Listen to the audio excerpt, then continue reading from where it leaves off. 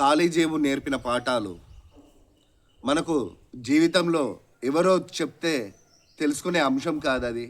మనం పాఠశాలలో చదివితే ఉపాధ్యాయులు నేర్పించే సబ్జెక్ట్ కాదు.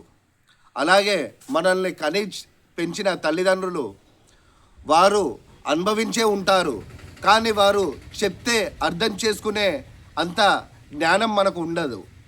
అది అనుభవపూర్వకంగానే మనకు అర్థం అవ్వాలి తప్ప ఒకరు చెప్తే తెలిసేది కాదు. ఖాళీ జేబు నేర్పించే పాఠాలు ఎంత ఘోరంగా ఉంటుంది అని అంటే మన జీవితాన్ని మలుపు తింపే అంశం అవుతుంది. అది నీకు ఒకవైపు పైకి ఎదగాల లేక కిందికి దిగిపోవాలా అనేది నీకు నేర్పించే పాఠం అవుతుంది.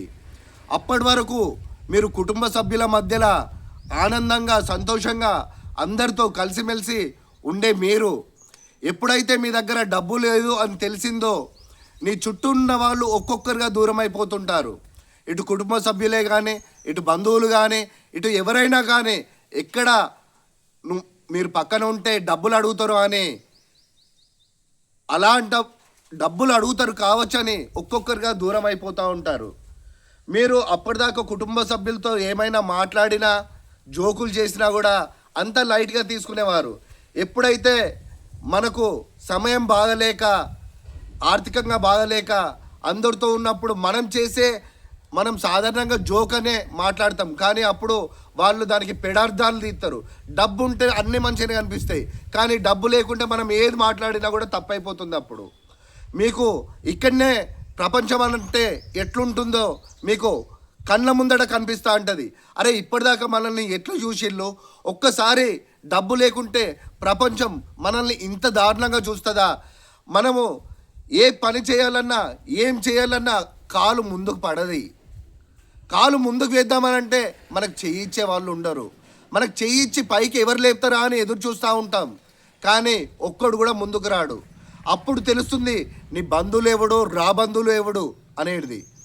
ఎవడైతే నిన్ను నమ్మి నిన్ను దగ్గరికి చేరదీస్తాడో వాడిని మాత్రం జీవితంలో మర్చిపోకు.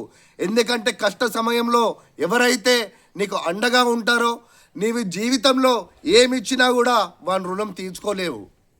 ఇది అలాంటి కష్టం వచ్చినప్పుడు మనుషుల స్వభావాలు అనేటివి బయటపడతా ఉంటాయి. అలా ఒక్కొక్కరి స్వభావం మీకు తెలిసిన కొద్దీ ప్రపంచంలో బతకడం ఇంత దారుణమా అనే పొజిషన్ కూడా వస్తారు. ఎవరు నమ్మరు. ఏదైనా చేద్దామంటే ఒక పని దొరకది. ఏమైనా చిన్న పని ప్రారంభించుదాం, చిన్న బిజినెస్ స్టార్ట్ చేద్దామంటే ఎవరు కూడా డబ్బు ఇయ్యరు. అప్పటి వరకు మన చుట్టూ ఉన్న బంధువుల దగ్గరికి పోయి డబ్బు అడుగుదామని అంటే నీ దగ్గర వెనుక ముందు ఏం లేదు కదా అని ప్రతి ఒక్కరు కూడా ఇవ్వడానికి వెనకాడుతారు తప్ప ఏ ఒక్కరు కూడా ధైర్యం చేసి నువ్వు ముందుకు పో అని నీకు చెప్పేవాళ్ళు కూడా ఉండరు. మన బంధువులకి ఎట్లాంటి వాళ్ళు గొప్ప వాళ్ళ లెక్క కనిపిస్తారు తెలుసా?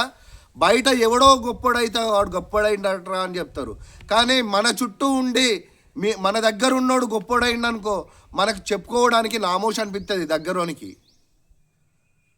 అలా ఈ ప్రపంచంలో నువ్వు అడుగు వేసిన కొద్ది ప్రతిదీ కూడా నీకు క్వశ్చన్ మార్క్గానే కనిపిస్తుంది.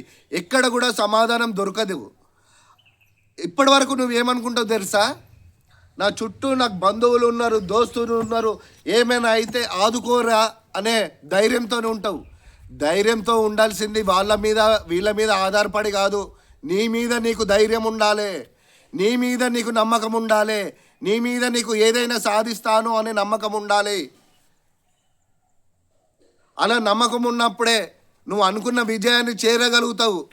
నీకు ఎవరైతే విలువనియ్యారో కనీసం మీరు అక్కడ పోయి నిల్చుంటే కూర్చోమని చెప్పని వాళ్ళు సైతం నీ విజయాన్ని చూసి నీ రాకను చూసి నువ్వు వెళ్ళే కంటే ముందే కుర్చేసి నీకు స్వాగతం పలికేటట్టు ఉండాలి నీ విజయం. అది మీరు ఒక కసిగా తీసుకోవాలి అంతే తప్ప మనకు డబ్బు లేదు కదా మనల్ని చీదరించుకుంటారు, మనల్ని ఎవరు దగ్గరికి రానిత్తలేరని నెగిటివ్ మైండ్ సెట్తోనే ఆలోచించదు. ఎప్పుడు కూడా పాజిటివ్ మైండ్ సెట్తోనే ఆలోచించండి. మనం ఉన్న పొజిషన్ ఏంటిది, మనం చేరాల్సింది ఎక్కడికి, మనం ఏం చేస్తే మన జీవితం బాగుపడుతుంది, మనం ఏం చేస్తే డబ్బు సంపాదించుతాం, మనం ఎలా ఉంటే మనకి సమాజం గుర్తింపునిస్తుంది. మనకు చెడు మార్గంలో కాక మంచి మార్గంలో మీరు ఏ పని చేసినా కూడా డబ్బు సంపాదించి పైకి ఎదిగితే మిమ్మల్నే ఉదాహరణగా చూపిస్తారు. అప్పటిదాకా మిమ్మల్ని కాదు వారెవరో అన్నట్టు చూసిన వాళ్ళందరూ ఒక్కసారి నువ్వు ఏదైనా విజయం సాధించి డబ్బు సంపాదించి పేరు ప్రఖ్యాతలు గాయించిన తర్వాత వీడు మావోడే అని చెప్తాడు. అప్పుడు మళ్ళీ నీ చుట్టూ అందరు దేరుతా అంటారు. కానీ అప్పటికే నీకు తెలిసిపోతుంది ఎవడు మనవాడు ఎవడు మందోడు అనేది. గుర్తుపెట్టుకోండి, డబ్బు ఈ ప్రపంచాన్ని శాసిస్తుంది, కానీ సంతోషం అనేది మాత్రం మనము డబ్బులో ఉందనుకుంటే పొరపాటే. అది కుటుంబ సభ్యుల మధ్యలో, అందరి స్నేహితుల మధ్యలో, అందరితో కలిసి ఉండటంలోనే సంతోషం ఉంటుంది. ఇంకొకటి మీ ఆలోచన ఎట్లా ఉంటుంది తెలుసా? బలవంతుడే గొప్పవాడు అవుతాడు, బలహీనుడు ఎప్పుడు అక్కడనే ఉండిపోతాడు అనుకుంటారు. బలవంతుడే గొప్పవాడు కావాలని అంటే ఈ భూప్రపంచంలో వాళ్ళకి మించిన బలవంతుడు లేడు. అలాగే చదువుకొని విద్యావంతుల్లో తెలివైన వారు అనుకుంటే రావణునికి మించిన చదువుకున్నవారు ఎవరూ లేరని చెప్పచ్చు. కానీ మనము న్యాయంగా నీతిగా ధర్మంగా ఉంటే వీటన్నిటిని జయించి మనం విజయం సాధించగలుగుతాం. దానికి మనకు రాముడు ఉదాహరణగా చెప్పుకోవచ్చు. మనము ఏదైతే పనిని మొదలు పెడతామో ఆ పనిని ఎట్లా చేసి పూర్తి చేయాలి, ఎన్ని అడ్డంకులు ఎదురొచ్చినా పూర్తి చేయాలి అనే సంకల్పంతో ముందుకెళ్తే ఖచ్చితంగా విజయం సాధిస్తాం. మనకు కూడా ఈ సమాజంలో ఒక గుర్తింపు ఉండాలి. మనం ఉన్నామని ఈ సమాజానికి తెలవాలి, అలా బ్రతకాలి. ఇంకోటి చెప్తున్నా, గుర్తుపెట్టుకోండి, మీకు ఈ డబ్బు లేని ప్రపంచం ఎలా ఉంటుందో మీకు తెలుసు కదా. అలాగే జేబులో డబ్బు లేకుంటే మీ పరిస్థితి ఎలా ఉంటుందో తెలుసు కదా. అలాగే ఇతరులకు అలాంటి పరిస్థితి రాకుండా ఏదైనా సమయం సందర్భం వచ్చినప్పుడు మీకు చేతనైంది మీరు చేయాలి. అలాగే జన్మనిచ్చిన తల్లిదండ్రులను ఎప్పుడు కూడా మీకు ఆరాధ్య దైవాలే. అలాగే మీకు బడిలో పాఠాలు చెప్పిన ఉపాధ్యాయులు కూడా మీ జీవితంలో ఎప్పటికీ మార్గదర్శకులుగా నిలిచి ఉంటారు.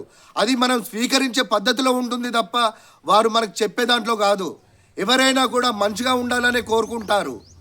అలాంటప్పుడు మీరు చేయాల్సిన పని మీద శ్రద్ధ పట్టండి, ఉన్నత స్థాయికి ఎదగండి. మిమ్మల్ని చూసి ప్రపంచం నలుగురు గొప్పగా చెప్పుకునే స్థాయిలో మీరుండాలి.